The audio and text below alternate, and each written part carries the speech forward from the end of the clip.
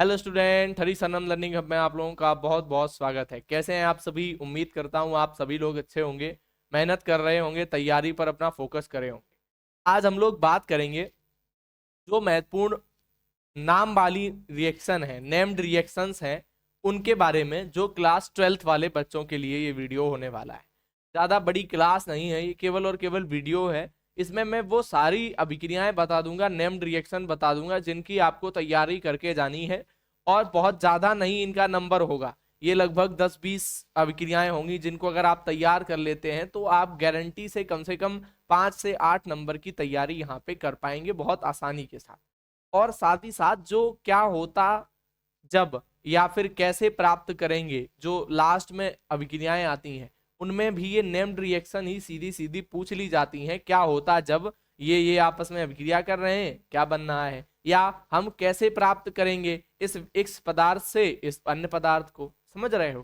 तो यहाँ पर जो नेम्ड रिएक्शन है वो बहुत इंपॉर्टेंट हो जाती हैं। अच्छा, इसके साथ साथ जब आप नीट की तैयारी करते हैं, जेई की तैयारी करते हैं, जहां पर भी आप केमिस्ट्री ओवरऑल आगे पढ़ते हैं, तब भी आपको ये नेम्ड रिएक्शन जो है काफी ज्यादा महत्वपूर्ण रहती हैं। तो ये सारी अभिक्रियाएं हम एक साथ ही एक वीडियो में आपको दे देंगे कि एक बस इसको आपको देखना है, समझना है कि ये याद करनी है, इनको पढ़ना है, टिक कर लेना है। अच्छा, एक बात आप लोगों के लिए रहेगी, अगर आपको ये समस्या लग रही है कि ये सर मैं अभिक्रियाएं बना नहीं पा रहा हूँ, मैंने याद नहीं कर पाई हैं, ये समस्याएं हो रही हैं, तो आप इसी वीडियो के डिस्क्रिप्शन बॉक्स में जाइएगा, तो वहां पे लिंक मिलेगी एक, तो या तो आप उससे जाके क्लिक करके देख सकते हैं वीडियोस वगैरह। और अगर आपको दिक्कत लग रही है कमेंट कर देना, तो एक नई वीडियो बनाई जाएगी 2026 वालों के लिए ही, उसमें हम ये सारी अभिक्रियाएं डिटेल से एक्सप्लेन भी कर देंगे। 2-2.5 घंटे का समय लगेगा, तो उसमें हम एक्सप्लेन कर देंगे कि कैसे कैसे याद करनी है चीजें। अभी मैं केवल बताऊंगा, और अगर आप लोग इस वीडियो की डिस्क्रिप्शन में कमेंट बॉक्स में कमेंट करेंगे तो फिर मैं उसको डिटेल से एक बार करा भी दूंगा। ठीक है, चलिएगा। तो बहुत ज्यादा आप इधर उधर की बातें हम लोग नहीं करते हुए सीधा सा समझते हैं बात को कि क्या कुछ रणनीति आपकी होनी चाहिए, कैसे आप लोग समझेंगे। ओके, चलो तो ध्यान से देखो, मेरी बात समझते चलिएगा। एक सेकेंड रुकिएगा। हाँ, यहाँ पे ये जो महत्वपूर्ण अभिक्रियाएं हैं, इसमें ये सीधा सीधा मैं इनको देते दे चल रहा हूँ। सबसे पहली जो बहुत महत्वपूर्ण अभिक्रिया है वो है बुर्ज अभिक्रिया।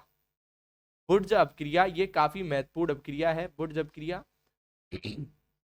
अच्छा, अब मैं यहाँ पे इसका सीक्वेंस भी डिसाइड कर दूंगा। अगर आपको एक ये साइन मिलेगा राइट का, तो समझ लीजिए इंपॉर्टेंट है। इंपॉर्टेंट सभी हैं, लेकिन अगर ये 2 साइन मिल रहे तो और अधिक इंपॉर्टेंट है। 3 साइन अगर मैं लगाऊंगा, 4 लगाऊंगा, तो ये इसकी एक तरीके से ये भी बताने की कोशिश रहेगी कि कौन सी बहुत ज्यादा इंपॉर्टेंट है। तो ये जो बुर्ज अभिक्रिया है ये काफी ज्यादा इंपॉर्टेंट हो जाती है, तो इसमें कम से कम 3 से 4 साइन आप मान लीजिएगा कि मोस्ट इंपॉर्टेंट है, इसको तो रट के ही जाना है। कि मोस्ट इंपॉर्टेंट समझिएगा, इसको रट के जाना है। इसी के तरीके से ही होती है बुर्ज फिटिंग अपक्रिया।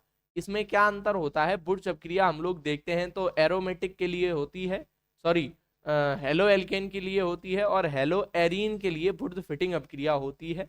तो ये थोड़ा सा समझने योग्य बात है। फिर सैंडमेयर अभिक्रिया है, फ्रीडल क्राफ्ट अभिक्रिया है, इलेक्ट्रॉन स्नेही और नाभिक स्नेही, ये भी इंपॉर्टेंट है। फ्रीडल क्राफ्ट को वैसे 2 से 3 टिक रखिएगा। हाफमैन अभिक्रिया बहुत इंपॉर्टेंट हो जाती है। डार्जेन अभिक्रिया बहुत इंपॉर्टेंट हो जाती है। ठीक है, हुंस डीकर बहुत मोस्ट इंपॉर्टेंट अभिक्रिया है। और हेलो फॉर्म अभिक्रिया भी काफी बार पूछी गई है। अब ये अभिक्रियाएं सर आप कैसे डिसाइड कर दिया? सर अब क्वेश्चन आपके माइंड में ये रहना चाहिए कि सर आपने कैसे डिसाइड कर लिया कि ये अभिक्रियाएं बहुत इंपॉर्टेंट हैं और हमें इनको कवर ही करना होगा। देखो, यूपी बोर्ड में हो या एमपी बोर्ड में हो, आप हरियाणा बोर्ड से हो, बिहार बोर्ड से हो, सीबीएसई से हो, सभी के जो सिलेबस है वो लगभग लगभग एक जैसे हैं। लेकिन एनसीईआरटी है वो भी एक जैसी है, लेकिन सबके जो पीवाईक्यू हैं, जो अनसॉल्व पेपर में प्रीवियस ईयर क्वेश्चंस हैं, वो बताते हैं कि कोई भी टॉपिक, कोई भी चीज वो कितनी रिलेवेंट है, कितनी इंपॉर्टेंट है। तो उस बेसिस पे हमने ये डिसाइड किया है कि कौन सी अभिक्रिया को कितना रैंक देना चाहिए और कितनी इंपॉर्टेंट है वो अभिक्रिया आपके एग्जाम के पॉइंट ऑफ व्यू से। ठीक है, ये बात समझनी होगी आपको। क्लियर? चलो भाई, तो ये बात आपको समझ में आई होगी। अब ये वाला जो प्रिंट है इसमें काफी मिस्टेक्स हैं, क्योंकि ये एआई से बनवाई गई है, ठीक है। तो इसमें ये तो समझ लीजिएगा, ये इसमें हिंदी वाले बहुत ज्यादा मिस प्रिंटिंग है, तो ये थोड़ा सा देख लीजिएगा आप लोग। चलो समझो जरा, इसको आप लोग करेक्ट कर लीजिएगा। इसका पहला जो पहली रिएक्शन है वो विलियम संश्लेषण है, विलियम संश्लेषण, विलियमसन संश्लेषण इंपॉर्टेंट है ये, विलियम संश्लेषण। फिर कोल्बे सिमिड अभिक्रिया, कोल्बे सिमिड अभिक्रिया मोस्ट इंपॉर्टेंट है, कम से कम 5 से 6 सही के निशान लगा लेना कोल्बे सिमिड में। फिर है राइमर टीमैन अभिक्रिया, राइमर टीमैन। फिर ये यहाँ पे इसने फिर से वही लिखने की कोशिश करी है, इसको हटा दो। डाउ प्रक्रम, ये भी रॉन्ग लिखा है इसने, यहाँ पे लिख लेना डाउ, डाउ प्रक्रम, डाउ प्रक्रम बहुत इंपॉर्टेंट है ये पांचवा, डाउ प्रक्रम, ठीक है। डाउ प्रक्रम को इंपॉर्टेंट के तौर पर, बहुत इंपॉर्टेंट के तौर पर लिख सकते हैं। फिर आपकी ये भी इसने पता नहीं क्या लिख दिया है, इसको छोड़ देना, ये बहुत इंपॉर्टेंट रखिएगा, हैलोजनीकरण की क्रिया और सल्फोनीकरण।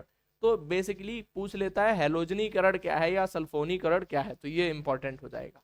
एल्डोल संघनन बहुत बहुत बहुत इंपॉर्टेंट, एल्डोल संघनन। कैनिजारो ये हो गई ये पीछे, ये दोनों उसने पता नहीं क्या किया है। HVZ अभिक्रिया ये इंपॉर्टेंट है, HVZ अभिक्रिया ये इंपॉर्टेंट अभिक्रिया है, ये क्वेश्चन 2019 में भी आया था, ठीक है। क्लीमेंसन हो सकता है, क्लीमेंस, क्लीमेंस कर लेना इसको, क्लीमेंस, क्लीमेंस, क्लीमेंस अभिक्रिया। सिमिट मोस्ट इंपॉर्टेंट, सिमिट बहुत इंपॉर्टेंट अभिक्रिया है। तो बेसिकली अगर मैं यहाँ पे कहूँ 2 2 4 और 2 6 2 8 1 9, 9 यहाँ पे हो गई हैं। और अगर आप इस पेज पे आएंगे ना, तो यहाँ पे 10 11 12 13 14 15 16 17 18, लगभग 18 से, लगभग 18 से 20 रिएक्शंस हैं। और अगर आप इनको बहुत ताकत से पढ़ लेते हैं, पूरी तरीके से इनकी रिलेवेंसी देख लेते हैं, इनको समझ लेते हैं कि कौन सी कितनी महत्वपूर्ण है और इनको क्या कुछ है, सब कुछ याद रहता है अगर आपको, तो ये बात मैं दावे के साथ कह सकता हूँ, यहाँ से आप 5 से 8 नंबर उठा ले जाएंगे बहुत आसानी के साथ। और बच्चे इनमें जहाँ पे संघर्ष करें, देखो एक मैं बात और थोड़ी सी बता दूं, वैसे वीडियो पूरी हो गई है, जिनको एक्स्ट्रा टिप्स नहीं लेनी है वो वीडियो छोड़ के जा सकते हैं, कोई इशू नहीं है। लेकिन जिनको थोड़ी सी बात चाहिए है तो वो रुक सकते हैं भाई, है चलो, क्योंकि वीडियो क्लास पूरी है फिर तो आप जा सकते हैं, लेकिन अगर एक्स्ट्रा कुछ चाहिए है तो लेके जा सकते हैं, अभी नहीं है कि भाग जाओ। देखो ध्यान से, जब आप टॉपर को देखते हैं तो वो टॉपर में जो एक एवरेज बच्चा है वो 90 स्कोर कर रहा है, अच्छा खासा जो बच्चा है वो 90 स्कोर कर रहा है। लेकिन टॉपर्स को जब आप देखते हैं तो वो 94 से लेके 98 तक स्कोर कर जाते हैं केमिस्ट्री में या अदर सब्जेक्ट में भी आप देखें, मैं फिलहाल केमिस्ट्री की बात कर रहा हूँ। तो ये अंतर आ कहाँ से रहा है, ये यही अंतर आ रहा है, जो नेम्ड रिएक्शन हो गई, जो नेम्ड रिएक्शन हो गई, जो नेम्ड रिएक्शंस हो गई, इसके साथ साथ, नेम्ड रिएक्शंस के साथ साथ जो आपकी क्या होता जब वाली अभिक्रियाएं आती हैं ना, क्या होता जब ऐसे से ऐसा हो जाए, है ना, और कैसे प्राप्त करेंगे, कैसे प्राप्त करेंगे, इस तरीके के जो 5 नंबर में क्वेश्चंस पूछे जाते हैं, ये वाले क्वेश्चन जब बच्चा सही करके आता है तो टॉपर्स जो हम लोग बोलते हैं ना, तो उसमें आप लाई कर जाते हैं, ठीक है। इसी के तरीके से मैं जब बुक फर्स्ट की बात करता हूं, तो बुक फर्स्ट में, बुक 1 में भी समस्याएं रहती हैं बच्चों को, वो रहती हैं न्यूमेरिकल, सवाल नहीं लगते हैं।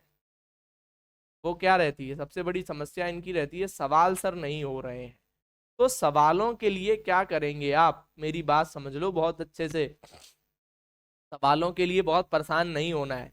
सबसे पहले सवालों के लिए सूत्र तैयार करो, क्योंकि सूत्र नहीं होंगे तो सवाल नहीं बनेंगे आपके। तो सबसे पहले आपको सूत्रों पर फोकस करना है, सूत्र आपके क्लियर होने चाहिए, तो सूत्र बहुत जरूरी है, सूत्र आपके क्लियर होने चाहिए। अब जब आप सूत्र पर फोकस कर रहे हैं तो सूत्र में एक एक टर्म, एक एक चीज आपकी पता होनी चाहिए आपको बहुत अच्छे से। अब जब आपके सूत्र बहुत अच्छे से क्लियर हो जाएं, तब आप सवाल लगाने पर जाइए, अच्छे से सवाल लगाइए, मेहनत करिए सवालों पर। और अगर आपको फिर भी कोई समस्या लग रही हो तो आप हमें कमेंट कर देना भैया, कमेंट कर दीजिएगा कमेंट बॉक्स में कि सर मुझे सवालों पर बहुत ज़्यादा डाउट है या सवालों में तकलीफ बढ़ रही है, तो मैं फिर आराम से भैया सवाल आपके करवा दूंगा।